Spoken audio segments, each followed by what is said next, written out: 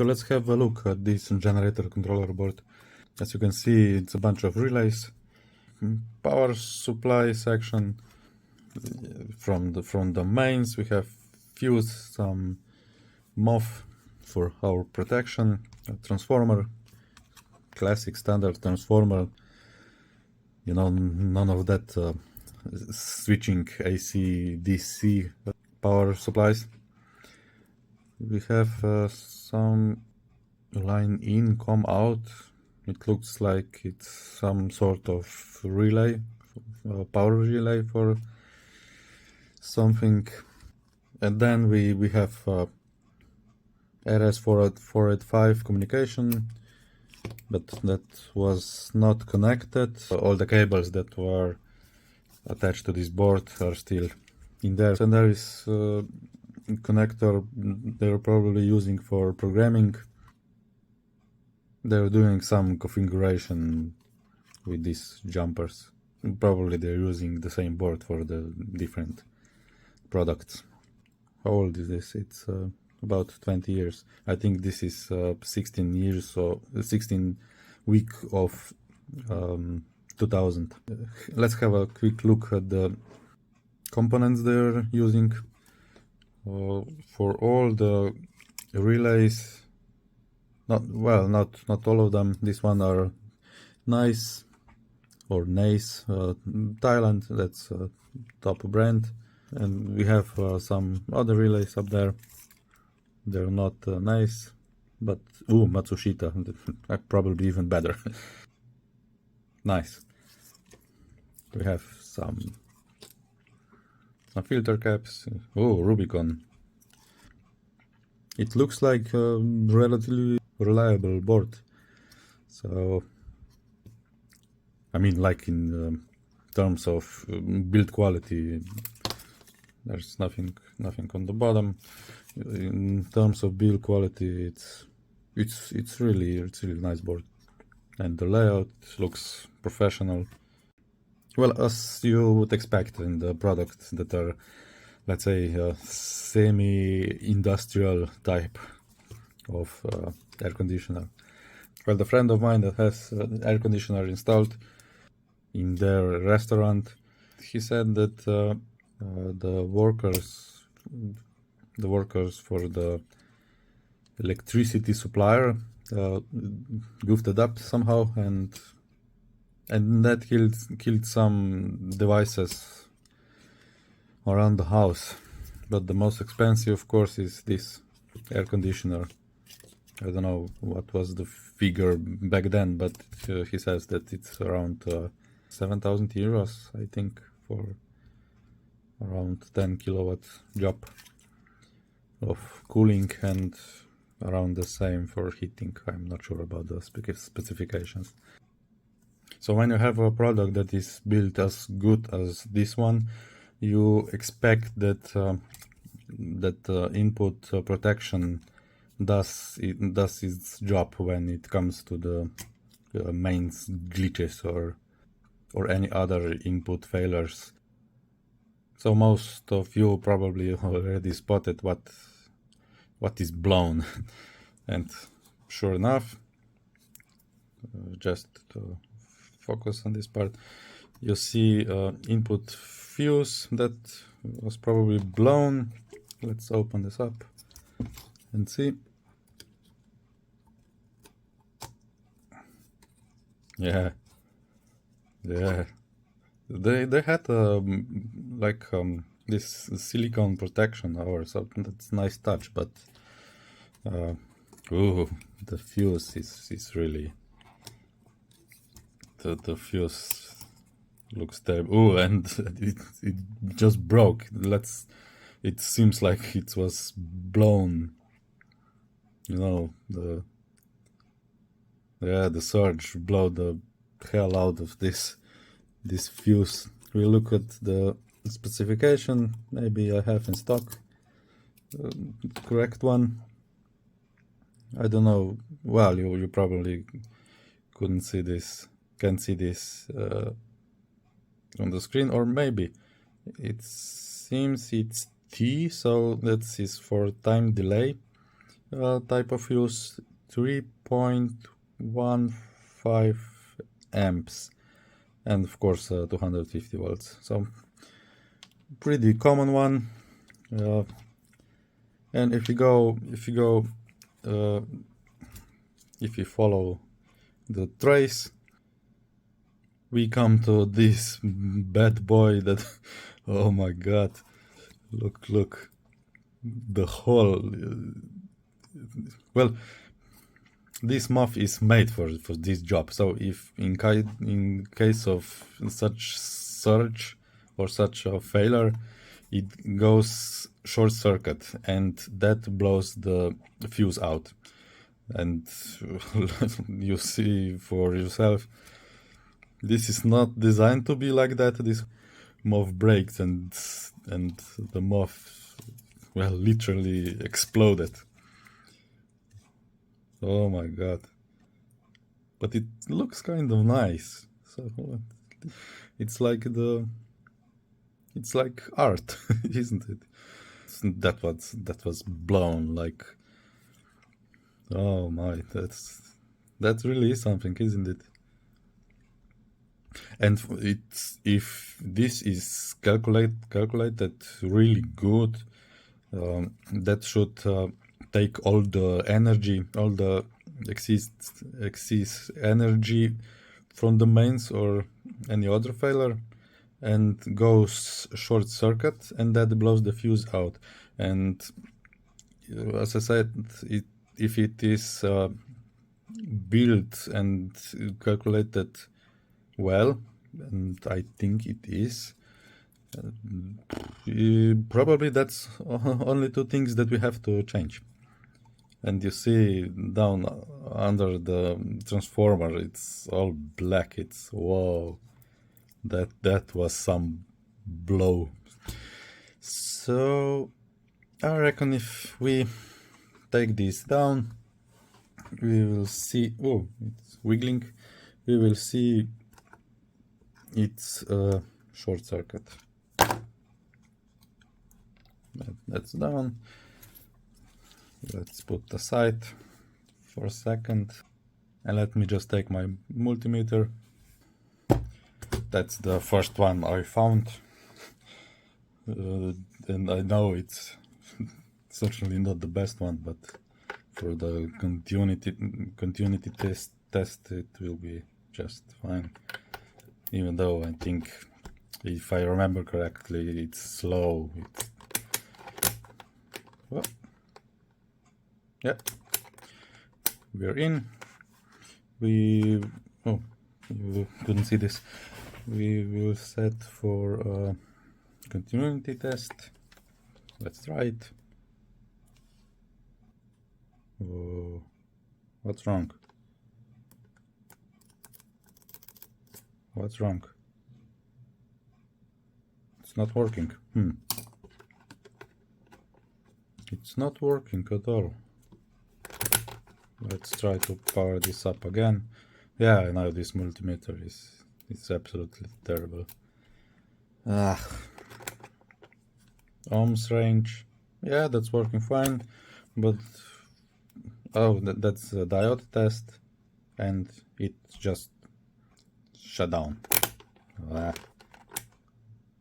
Yeah, no.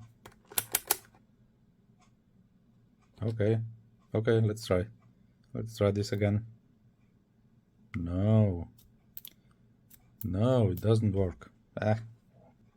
Let's go for another one. I thought that this multimeter is the worst I had, but check it out, I have another one. I don't know whether when or how did I get it. I certainly didn't bought it. Look at this. It's, you know, these cheap Chinese ones for, I don't know, 5 euros maybe delivered. But maybe it works. Yeah, it works, but it doesn't have a continuity test. It doesn't matter. We will just go for the ohms measurement without beeping. That goes in. goes in there. And if we short this, we have 0 ohms. 3-digit multimeter. Oh my. Well, don't laugh at me. And for the fuse, well, there is nothing to measure because it's empty. It's blow the ass out of it. And the MOV screen. Well, it's hard to do like only hands type of videos because I'm sitting in the back of the camera and couldn't see anything. But let's check it if I'm right. That thing is short. Of course it's short. We'll measure the resistance, the input resistance, just to make it sure it's not anything else shorted. What?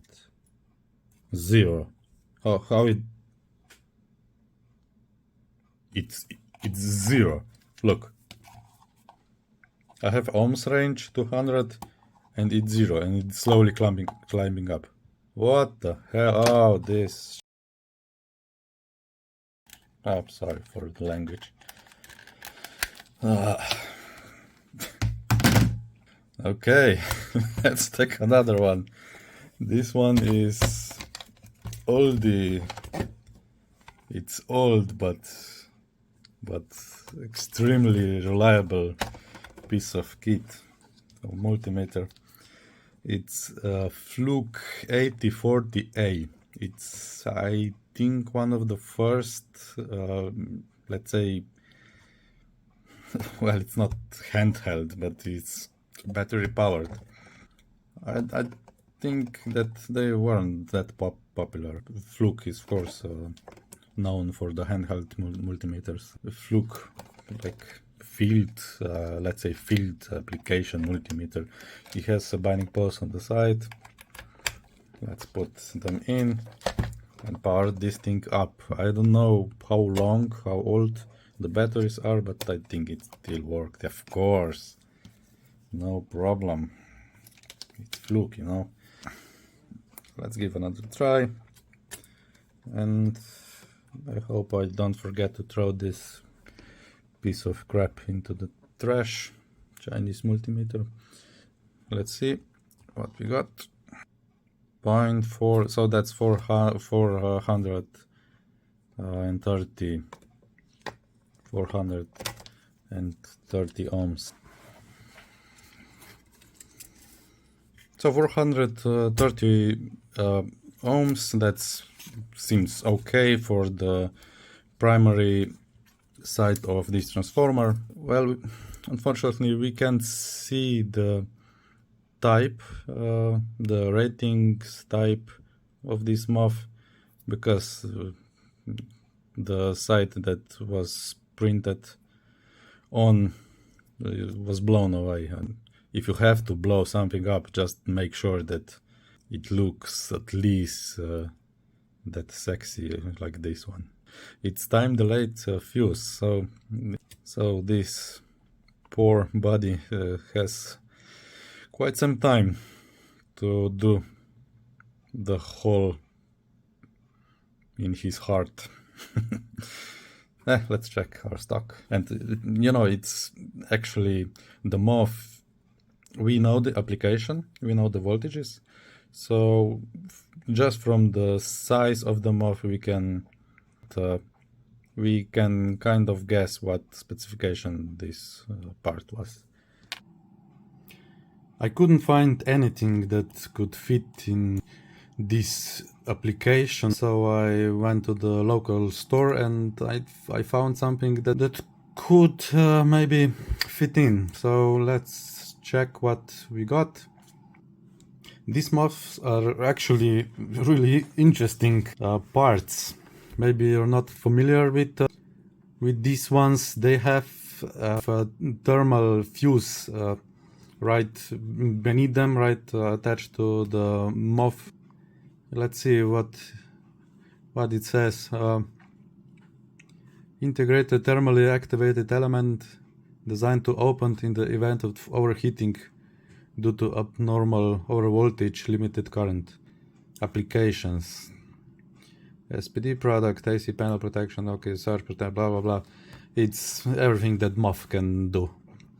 Here's the schematic.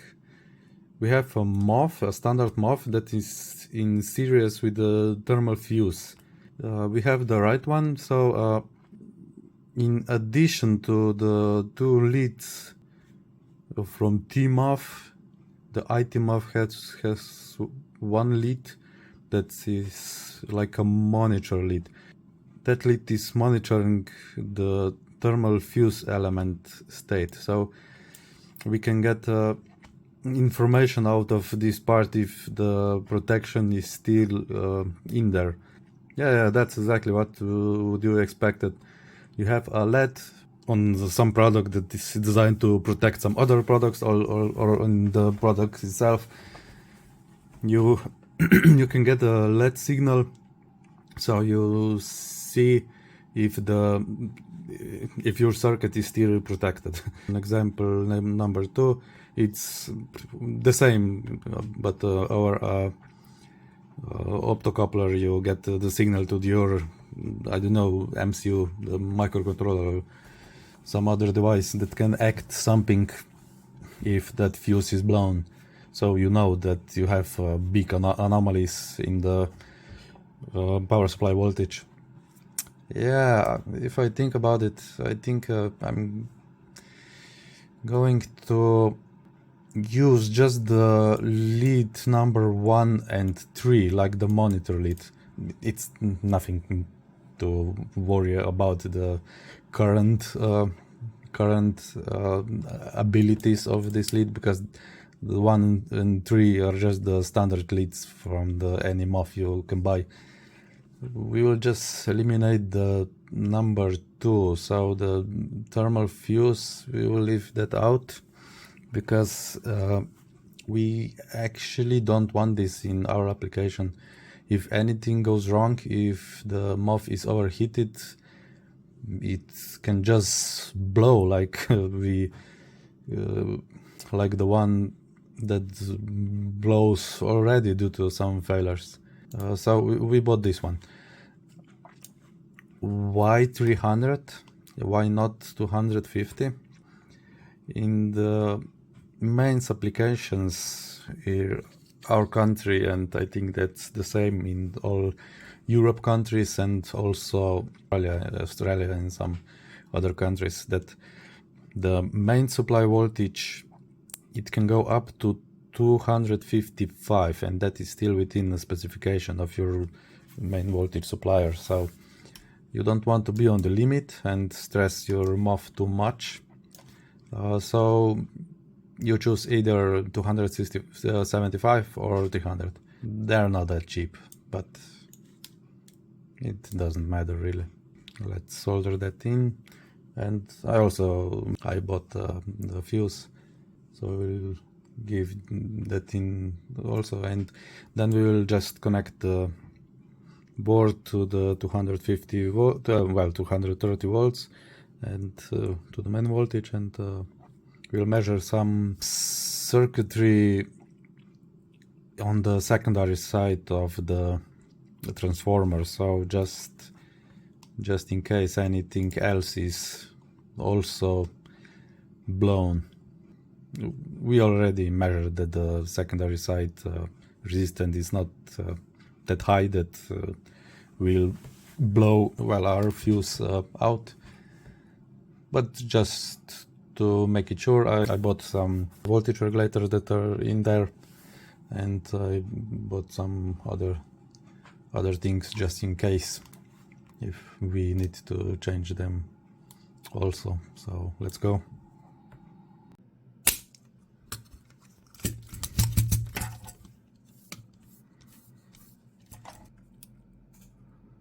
There's a big copper plane around that pin, so we have a little more trouble than before, but nothing to worry about. Did we got it? No.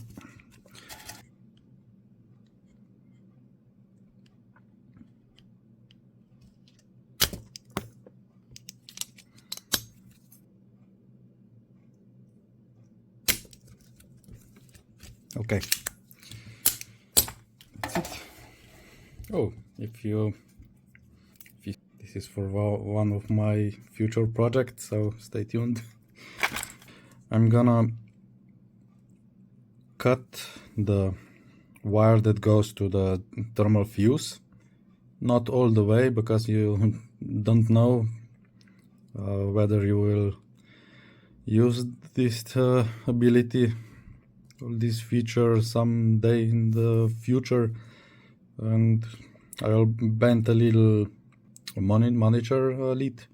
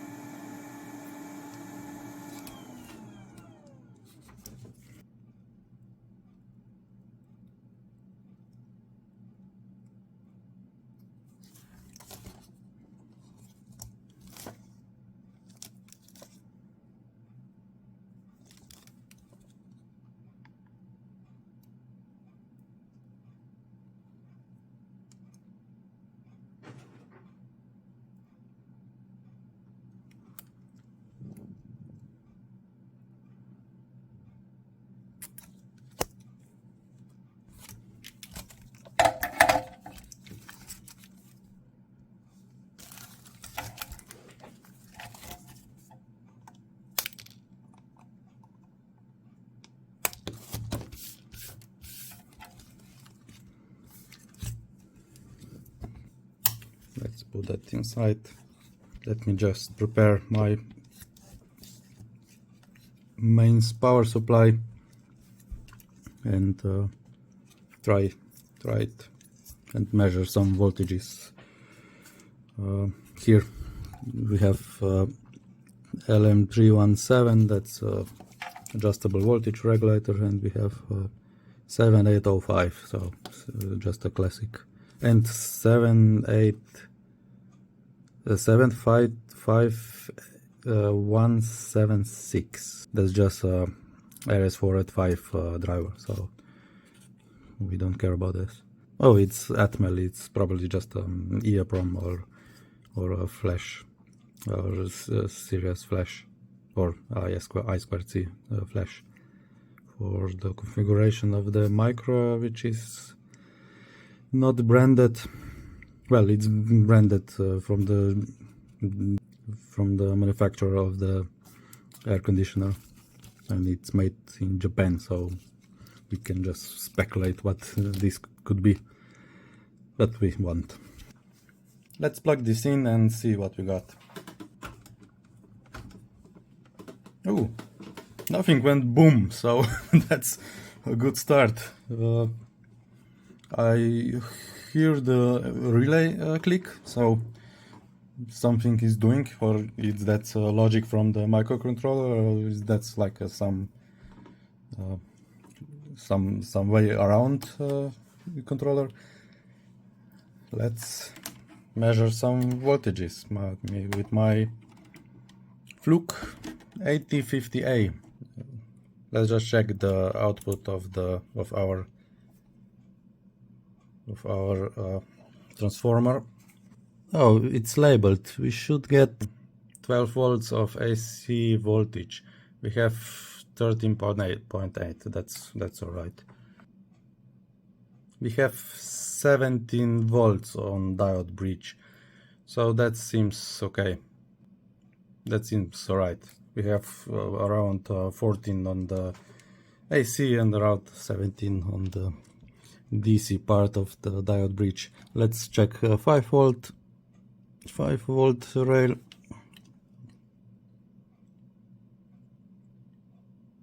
Yeah, it's 4.96, so that's doing okay.